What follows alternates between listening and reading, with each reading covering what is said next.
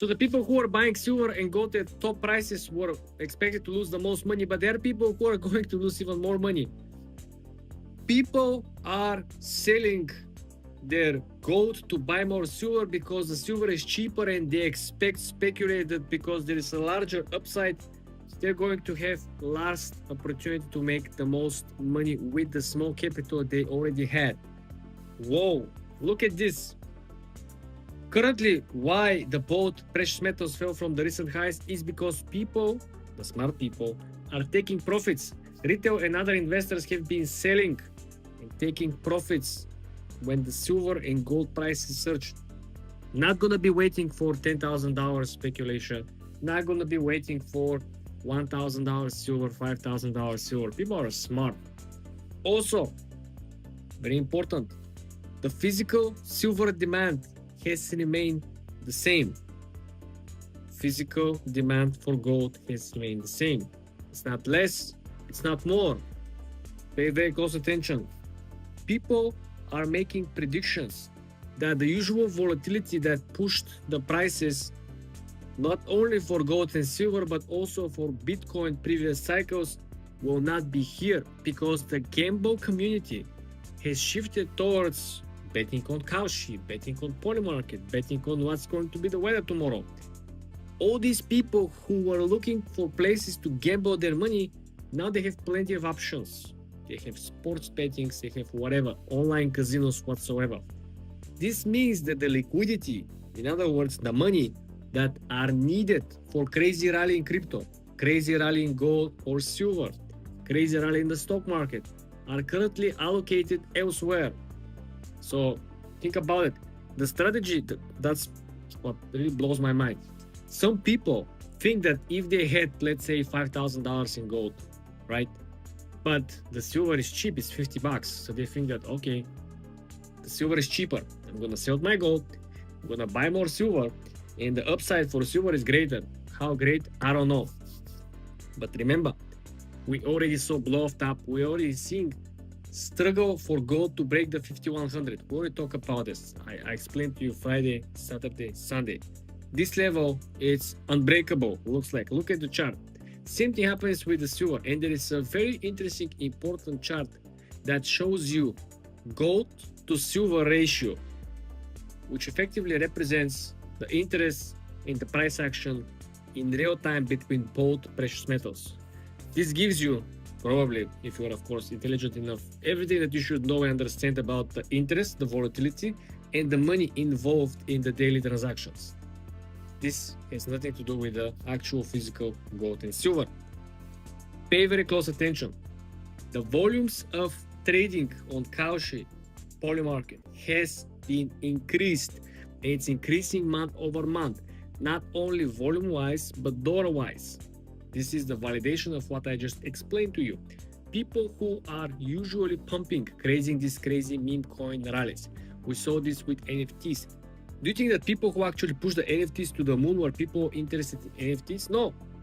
They were the same people who have some money on the side, looking for ways to gamble, looking for ways to try their luck. And this was one of them. They bought probably at 2000, something that we talk about the fair value over the weekend. Go watch this video of gold. And they were saying, okay, probably I'm gonna sell it 2500, 2700, 2800, right? I'm gonna make $3, $4, $5, $600, whatever. These were not people hoping for, $10,000 gold. These are not people hoping for $1,000 silver. So this is why now they moved from gold and silver, they moved from crypto. This is why crypto is struggling to recover back to the all-time high, right? Because there was a major allocation of funds.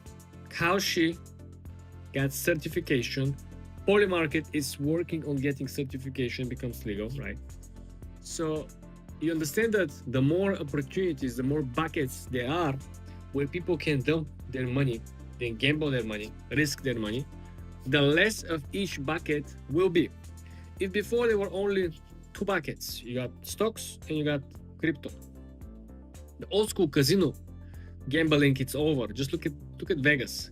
Vegas, if there was a chart of Vegas, decline, tourist attractions, revenue from gambling, revenue from the hotels that are relating to the gambling revenue, everything is down, and it's gonna keep going down because it's over. People are done with old school gambling, right? People prefer to lose their money gambling something different. And I totally understand it. I personally have never, go to the casino and gamble or playing on the slots. It's nonsense. I would rather buy, crypto and lose money on crypto than lose on the machine, right? That's why I'm trying to explain to you that there is a shift in demographic structure, demographic group of people who pushed the prices of gold and silver, who pushed the prices of crypto, who pushed the prices of NFTs, who pushed the prices of meme coins. But these people will not show up again to push the gold back to the previous levels, will not show up for the gold or silver or crypto to push the prices back high. The only thing that could actually happen for all of these scenarios to repeat themselves is to have major issues with Kalshi, with Polymarket, where these platforms do not pay. Remember, there was a guy who supposed to make over $1 million betting about will US invade or occupy Venezuela before December X, and something happened. The guy didn't win. The Polymarket said this was not occupation or invasion, right? So the guy didn't win. So if there is certain problems with payouts in these platforms, this is catalyst number one, where people say, screw this platform, they don't really pay.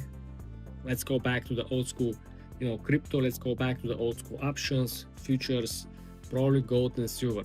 But unless this happens, I don't really see a reason for people, to choose to go back and dump $5,000 to buy a gold, futures or spot or whatever, or they're gonna go and buy silver, right? When the silver is like stuck, the silver is stuck at these prices. There's no inflows.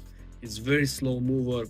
I also show you, if you're 100% interested in precious metals, you can just use the chart that shows you the ratio between gold to silver prices to understand what is the interest.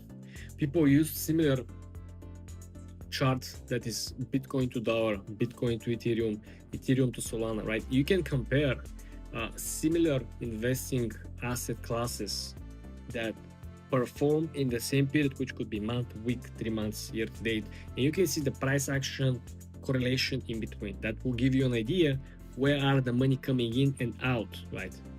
This is really helpful to understand. Otherwise, you're just throwing darts at the board and you don't really understand what's happening.